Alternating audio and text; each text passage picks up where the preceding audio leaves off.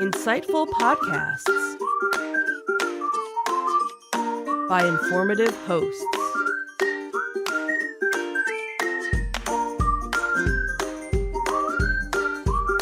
Insights into Things, a podcast network.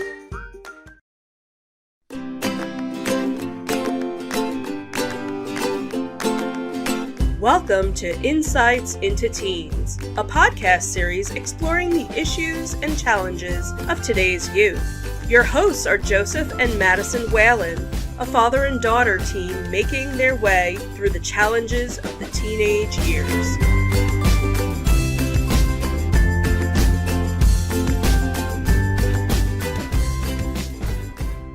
Welcome to Insights into Teens. This is episode 124, Teens and Entitlement. I'm your host, Joseph Whalen, and my grateful and cheerful co-host, Madison Whalen.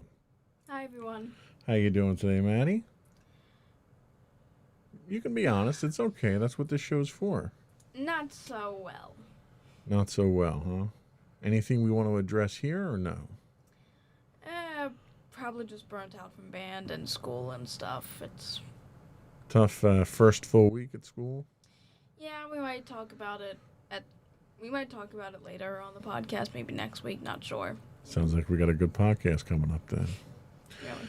But this week we are talking about entitlement. This was one that you had done the research for.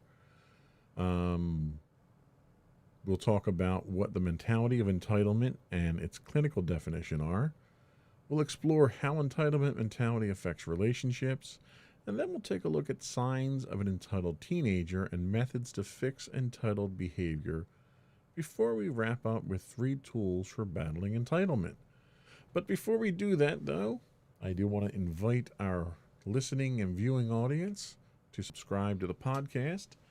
We did resolve the issues we had with our video hosting, so all of our video podcasts are now up and running on Podbean. Big thanks to them for that. They made it very easy to migrate over. So if you do want video versions of our podcast, you can find us listed as Insights into Things. Audio versions of this podcast can be listed and found as Insights into Teens, and they are available on Apple Podcasts, Spotify, Google, Stitcher, iHeartRadio, Amazon, and pretty much any place you can get a podcast these days. I would also invite you to write in, give us your feedback. We're always looking for show suggestions. You can email us at comments@insightsintothings.com. You can hit us on Twitter at insights_things, or on Facebook at facebook.com/insightsintothingspodcast, or on Instagram at instagram.com/insightsintothings. Or links to all those on our website at insightsintothings.com. Are you ready? Sure. All right.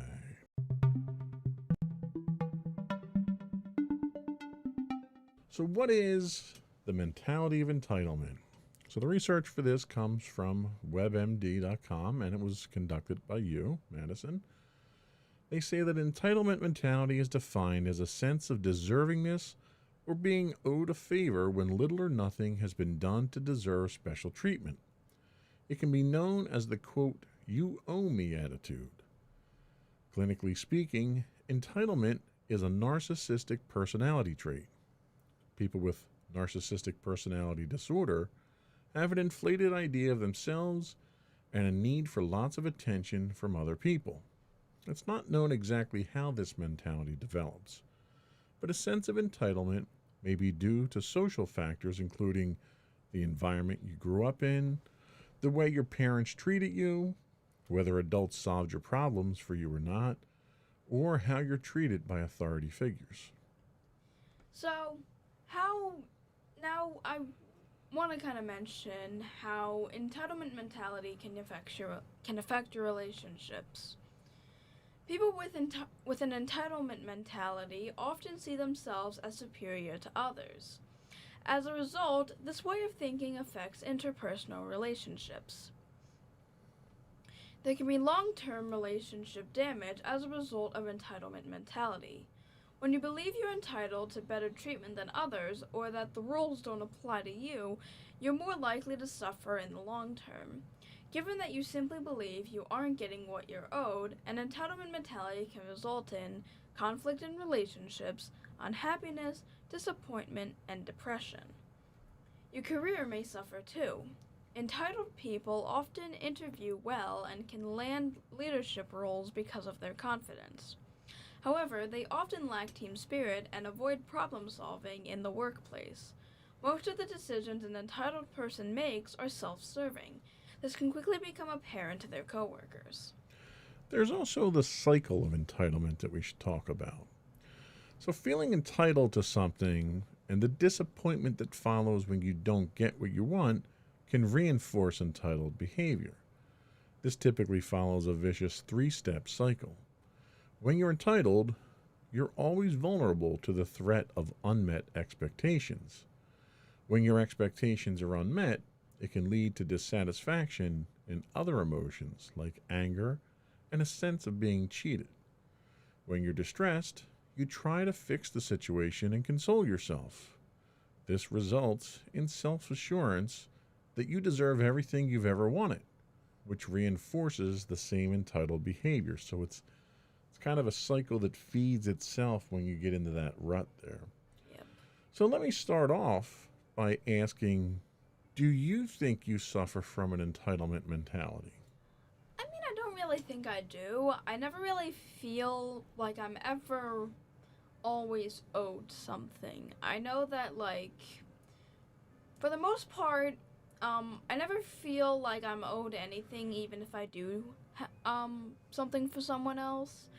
I guess only if the expectation I have of that person is to have them kind of owe me in a way, then that's really the only time I think of that. But most of the time, I feel like I mostly owe people for the most part. Like, Right.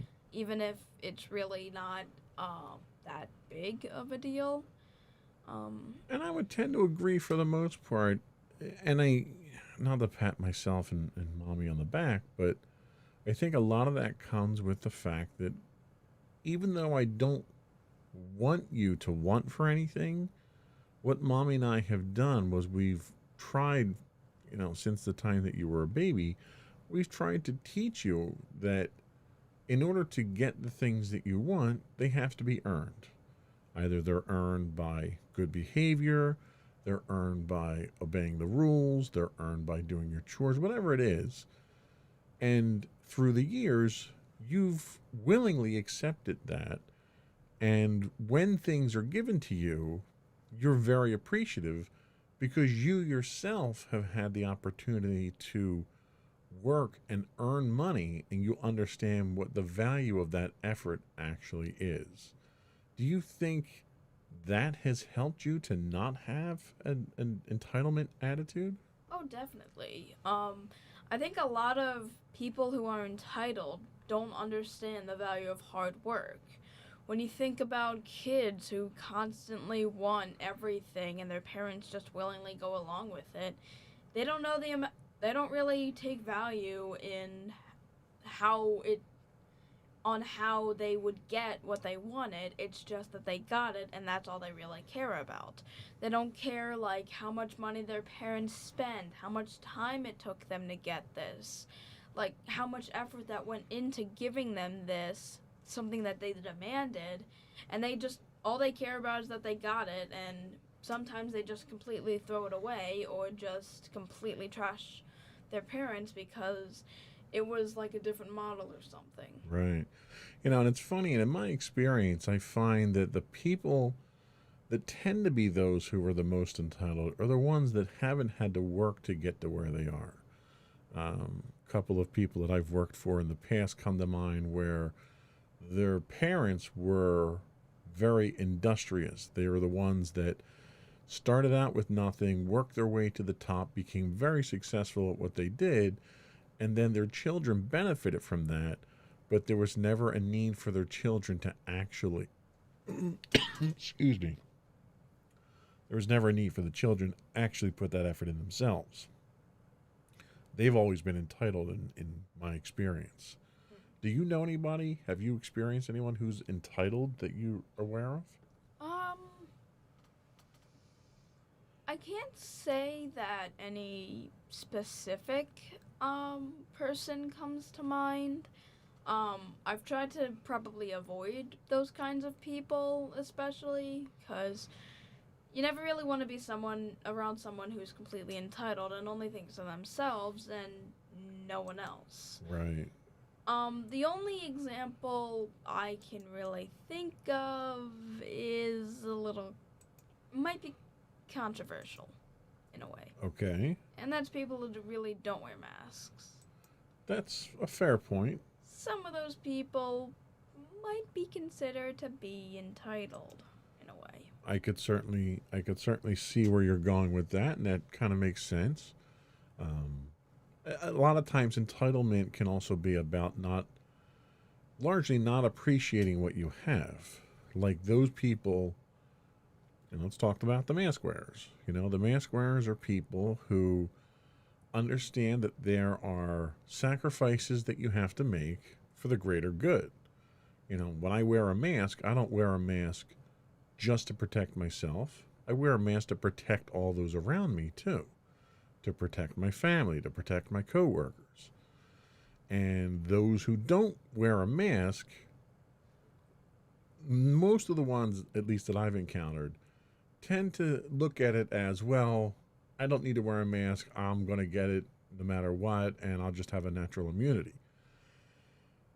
And I think that's kind of an entitled opinion because, yeah, okay, you may be young, you may be healthy, you may be in good shape and not have any underlying conditions, but you're not the only one at risk.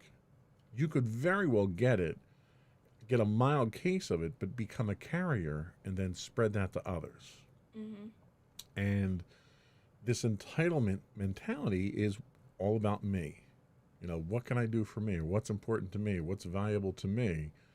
And people that are the anti-maskers are all about themselves.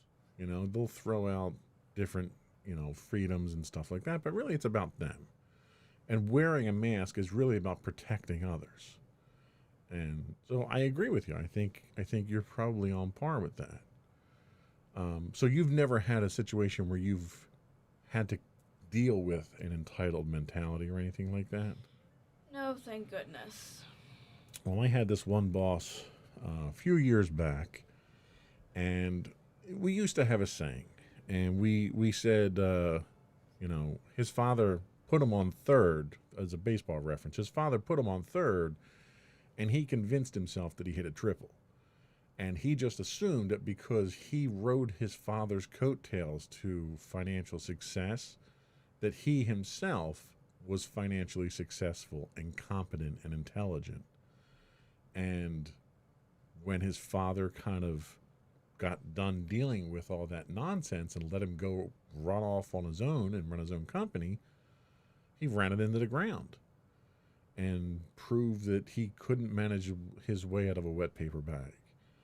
And he still thought that he was entitled, even after all that. And once his father cut him off, he kind of had to fend for himself. And I think he started to get an appreciation at that point in time for how tough business was and how tough it was to make it on your own. So even people that are uber entitled, and we're talking somebody who, was millions of dollars, in his bank account in one instance, owned a company, owned a multi-million-dollar home, owned a yacht, owned all this different stuff, went from that to basically nothing, and he's, owing money to the IRS and stuff like that.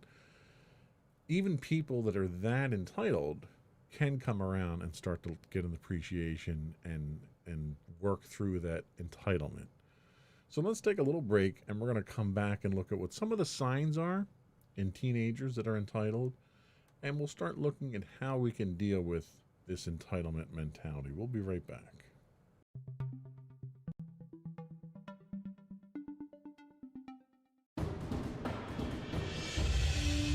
For over 7 years, the Second Sith Empire has been the premier community guild in the online game Star Wars: The Old Republic.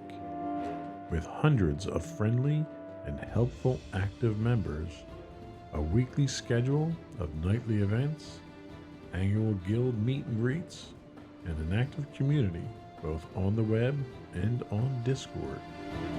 The Second Sith Empire is more than your typical gaming group. We're family.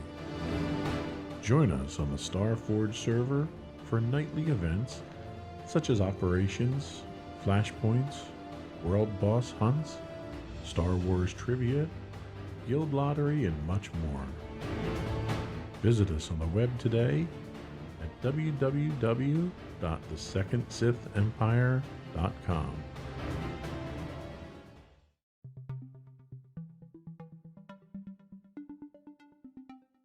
Welcome back to Insights into Teens. Today we're talking about teens and entitlement. And now we're going to be talking about what are the signs of an entitled teenager. And this research comes from finallyfamilyhomes.org. And it says an entitled teenager is confused about what's deserved, what's earned, and what's a gift.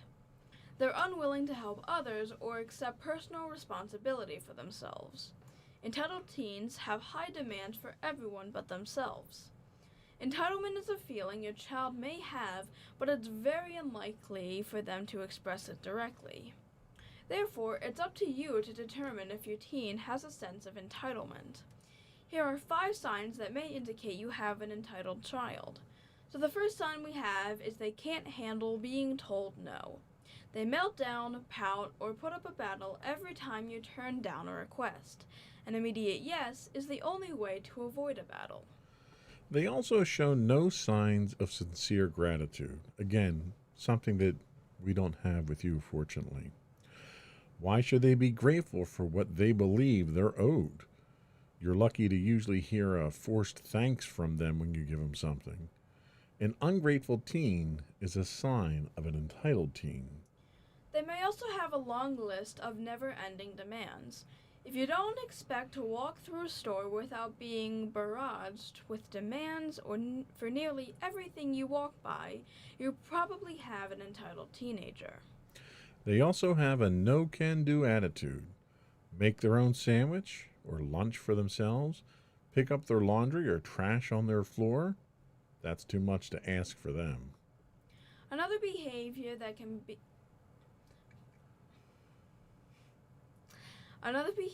can be that they're constantly comparing. It always seems to be not fair for them.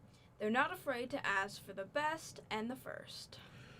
If 3 or more of these sound like your child, you're probably dealing with an entitled teenager. Being entitled will not serve them or you well, so it's important to help your child grow out of this attitude. So now we can look at how to fix entitled behavior. The first step towards successfully fighting entitlement is looking into what may be driving the behavior.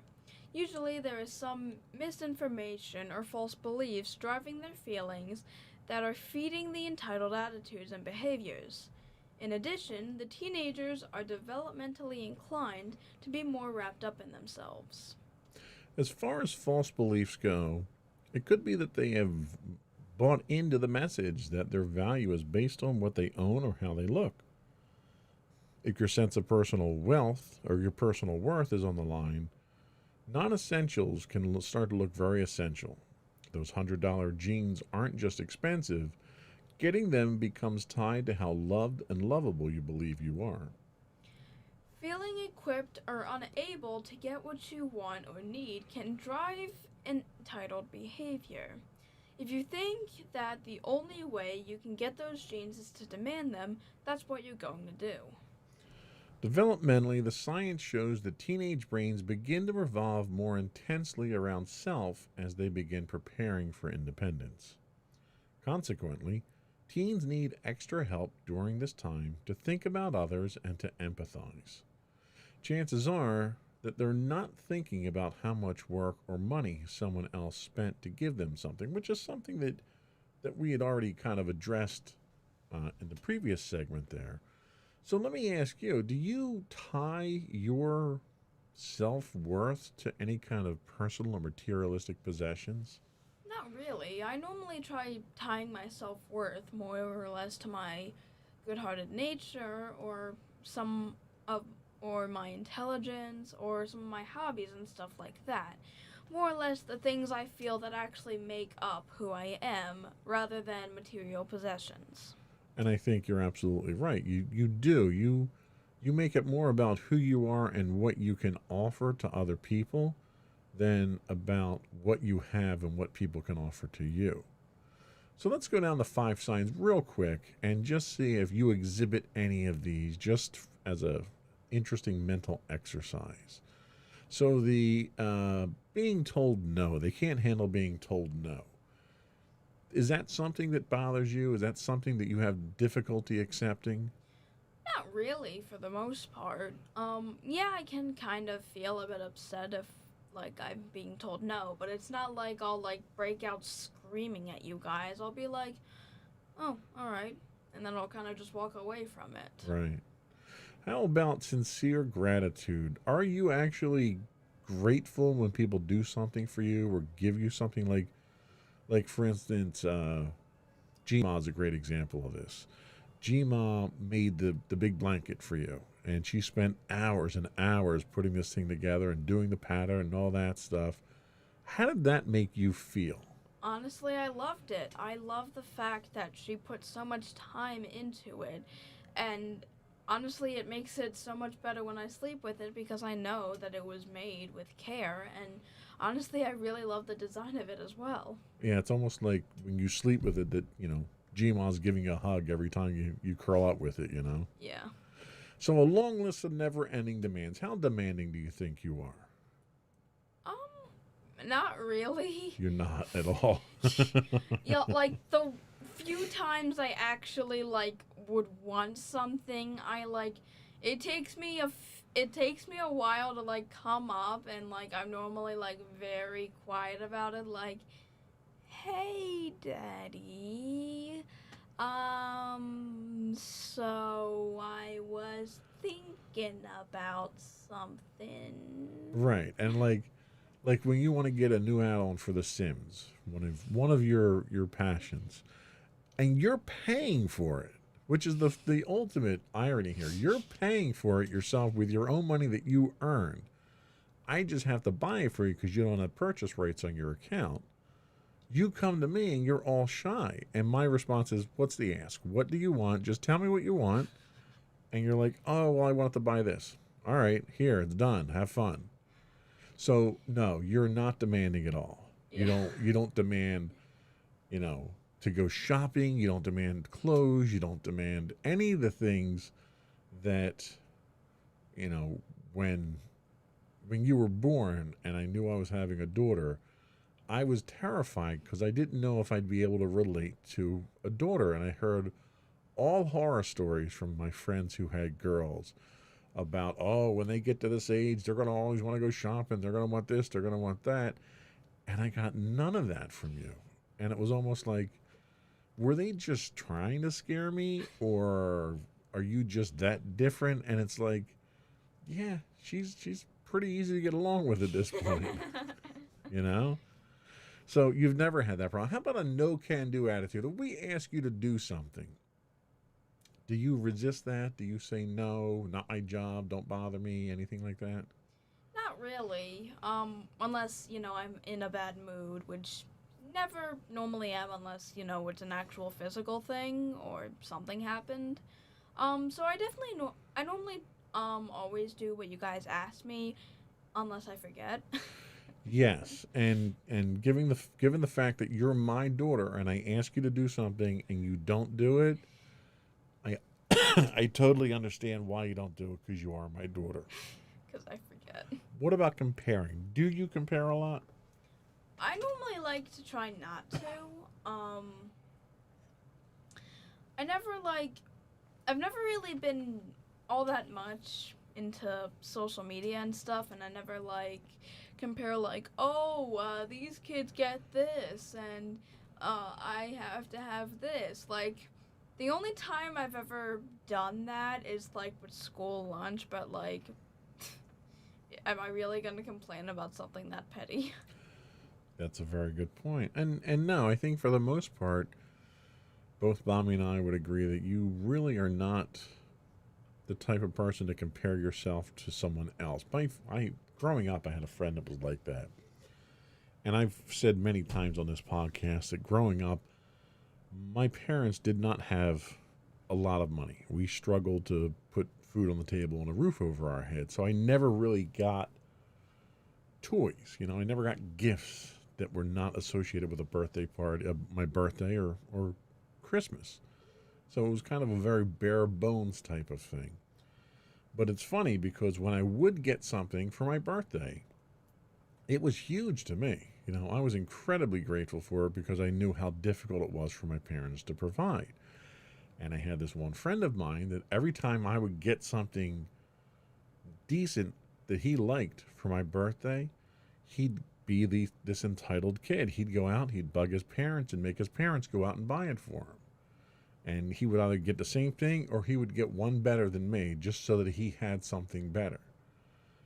And I never really understood what that drive was.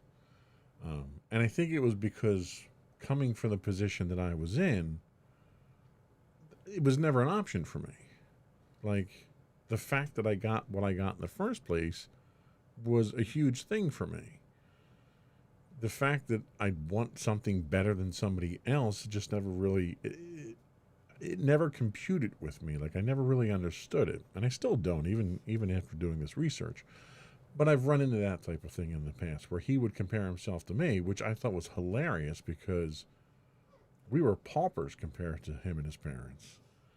And I'm like, why would you compare yourself to me? Like, I don't. The funny thing was, like, with the exception of my dad, the relationship that I had with my mom was fantastic. And his parents almost bought him stuff so they didn't have to deal with him. And I think he was almost jealous of how close I was to my mom because he'd never had that with either of his parents. I don't know. It's speculation, 30, 40 years ago speculation. Yeah. Anyway, so that's what we have for our suggestions on how to fix it. But we're going to give you 3 tools. We're going to take another quick break. We're going to come back and we're going to give you 3 tools to help battle entitlement. We'll be right back.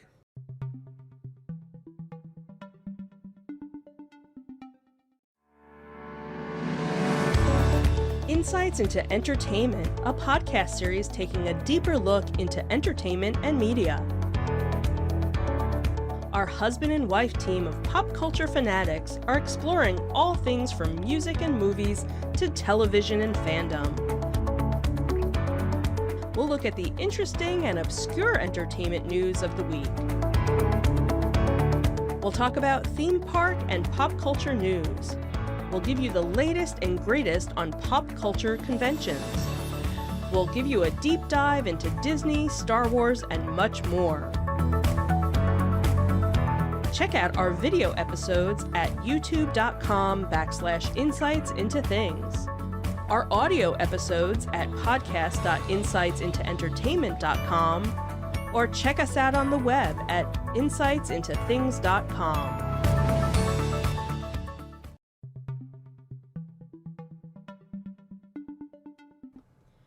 Welcome back to Insights into Teens. Today we're talking teens and entitlement. And now we're going to be talking about 3 tools for battling entitlement. It seems like entitlement is all around us, especially among teenagers. You can't be complacent if you want your teen to break free from entitlement. It requires effort and intention. So the first tip we have here is teach your teen gratitude. The number one enemy of entitlement is gratitude. Gratitude isn't just being thankful or appreciative, but also recognizing the effort of the giver. Explicitly teaching your self-focused teen how to be grateful will help them develop gratitude more quickly and fully. Identify a gift when it comes. This means being able to tell the difference between what's owed, what's earned, and what's given as an act of kindness. If you didn't earn it and no one owes you, it's a gift. Appreciate what you have. This means considering the worth and value of what is given. Recognize the kindness of the giver. Someone had to work and pay and be thoughtful of the recipient when given the gift. See, the other interesting thing about teaching your teen gratitude is that not only does it help them to get out of this entitlement attitude, but it also makes the things that they get worth more to them. Like if you didn't have gratitude for the gifts that you got, the blanket that G-Mom made for you would just be another article of linen that was in the house. It would have no intrinsic meaning to you. It wouldn't have any sentimental value to you. It would just be a blanket like any other blanket. But because of the gratitude that you have and the appreciation that you have, it makes that item all the more valuable to you. So the individual who has gratitude for what they receive increases the benefit of the things that they receive as well, which is another interesting take on it. The next thing that we have, and we've already kind of touched on it, and that is the fight comparison. They talk specifically about social media. So they say set time limits and ditch social media altogether. Help your teens interpret what they're seeing in the media and online. Remind them that all things are meant to sell. Even their friend on social media is selling something, such as, I've got it all together, or you should admire me. These are all half stories at best, but most are outright lies. Never compare your teen to others yourself. Conversely, do remind your teen that their value is in who they are and not in what they have or how they compare to someone else. And again, this is another one that has multiple benefits to it. If you're as valuable as you feel yourself, then it doesn't matter what personal possessions you have. Yeah. And personal possessions come and go.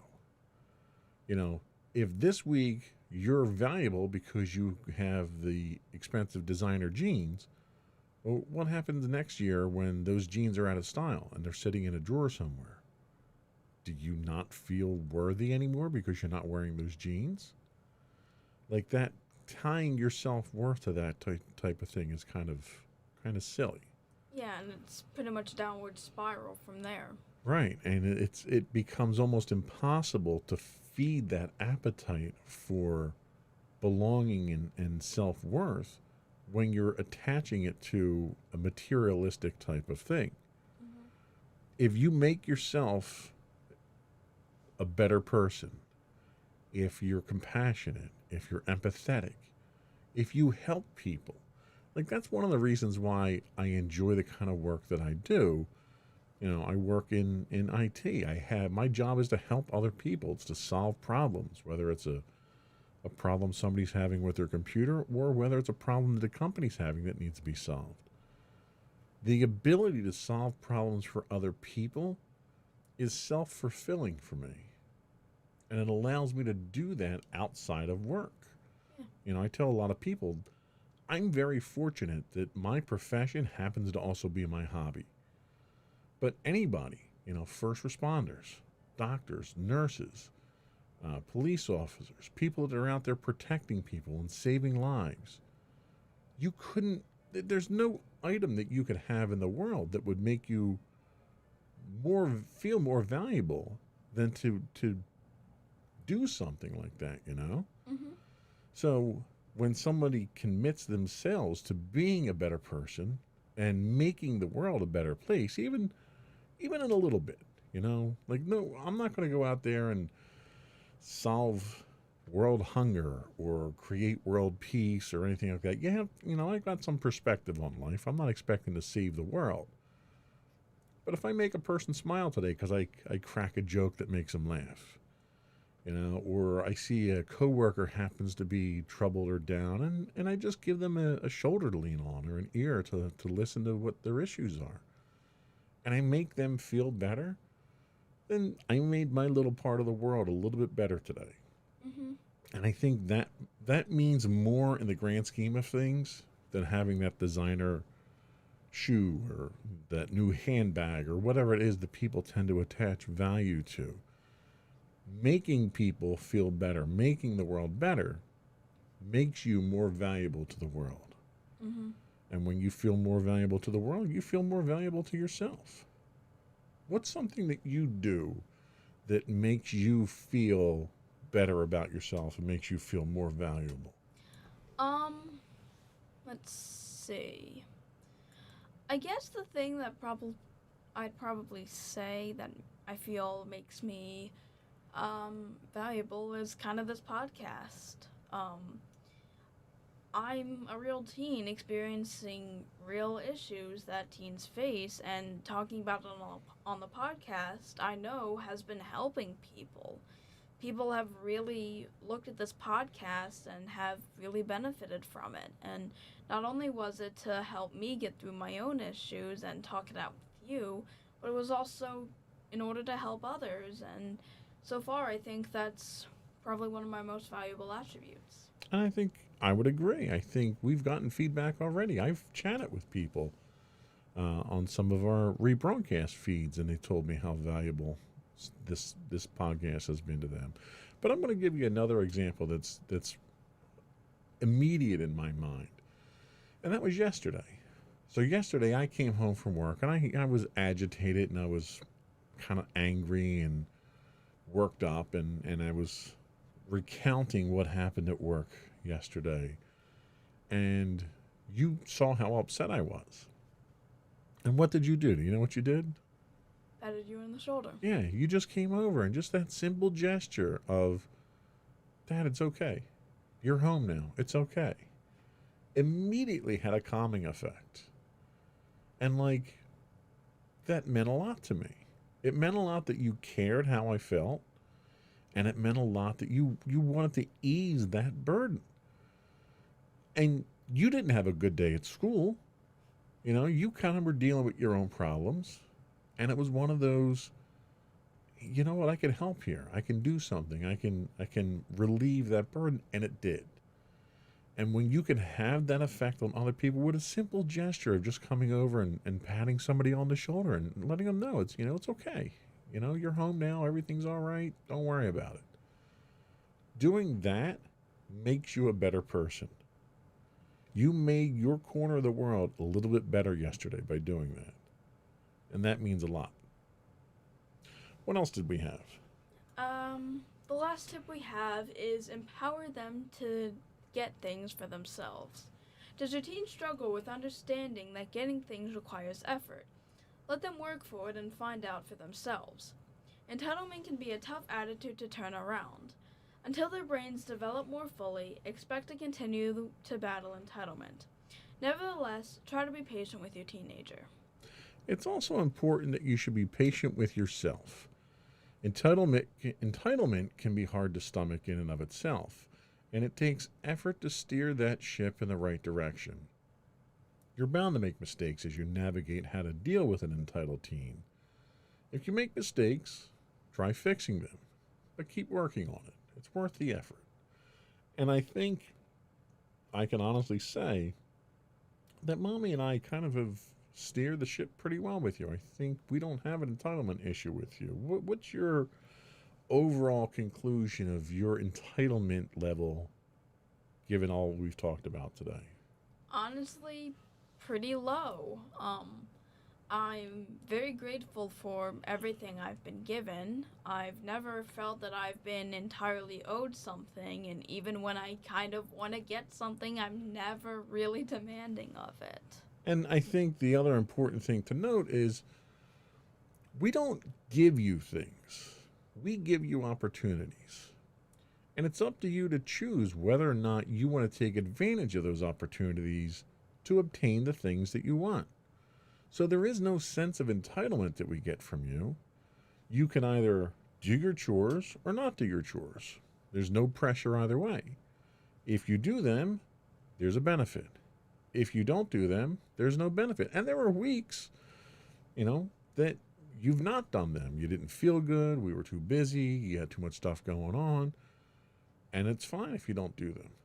But you also want to accept the fact that you don't get that benefit when you don't. And because of that, Mommy and Daddy don't have any issue giving you things above and beyond because you do go above and beyond. We don't ask a lot of you, but you give far more than we ask, I think. And because of that, I think you should be rewarded for it. And a lot of times you are. What happened? You were at band practice over the weekend. What did Mommy and Daddy do? You pretty much redesigned my room. Yeah, Mommy went in there and she was cleaning it up. She was putting your clothes away. She swept up the floor. And we came up with the idea. We had shelves that we were going to put up for you. All right, let's put the shelves up. Let's redo the room here. Let's move, because you have a whole lot of Lego models that you have. Let's put them up on the shelf. Let's clear some space off here. Let's give her a little nicer working area here so it can be a little nice. It's little things like that. It didn't cost us a dime to do any of that. It wasn't that we spent money on you. It was time, and it was effort, and it was love that we spent on you. And you were incredibly appreciative of it. And that's rewarding to us as well. It wasn't just you got a benefit from them. Mommy and Daddy got the benefit. To see that smile on your face, to see that reaction you had when you walked in your room. That's something that pays off in dividends for us. So, not being entitled and trying to be a good person has its own benefits to it. And I think we all experienced that this week. So I think that was all we had. We're going to take a quick break. We'll come back. We'll get your closing thoughts. And we'll finish up the rest of the business of the podcast. Alrighty. We'll be right back.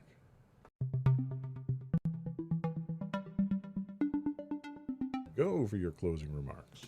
Alrighty, so if there is anyone out there that has to experience being around an entitled teen or, just entitlement in general, just know that it takes time to get over it. You can at least help your teen in order to help them learn the value of hard work and the value of gratitude. And simply having an unentitled nature and just being extremely grateful for everything has many benefits, and no matter what, it's always worth the effort, no matter how much you have to put in. Okay, very well said. Sage advice and knowledge as always. Thank you. Before I do want to move on, I do want to acknowledge we're broadcasting live for the first time on our new Podbean account, and we do have one listener in the chat room now. I hope you can hear us. I don't know if it actually works. We did get a hello. Thank you for that. I assume that's going to confirm that we are actually being heard out there. This was kind of our first test of this one today. Before we do go, I do want to once again invite our audio and video audience out there to subscribe to the podcast. You can find us listed as Insights into Teens for our audio version or Insights into Things for our video version of the podcast. We're listed on Apple Podcasts, Spotify, Google, Stitcher, iHeartRadio, any place you can find a podcast. I would also invite you to give us your feedback. We're always looking for suggestions for show topics. You can email us at comments@insightsintothings.com. We're also on Twitter at insightsintothings. You can send us actually DMs on Twitter. We do accept them. You can get high-res versions of our videos on YouTube at youtube.com/insightsintothings. We do stream 5 days a week on Twitch at twitch.tv/insightsintothings. You can get audio versions of this podcast on the web at podcast.insightsintoteens.com. Video versions you can get now at podcast.insightsintothings, which is, again, another benefit from our hosting on Podbean. You can find us on Facebook at facebook.com/insightsintothingspodcast or on Instagram at instagram.com/insightsintothings. Let's slow down there. Instagram.com/insightsintothings, or you can find us on the web at insightsintothings.com and you. And don't forget to check out our other two podcasts, Insights into Entertainment, hosted by you and Mommy, and Insights into Tomorrow, our monthly podcast, hosted by you and my brother Sam. And that's it. Another one in the books. Bye, everyone. Bye.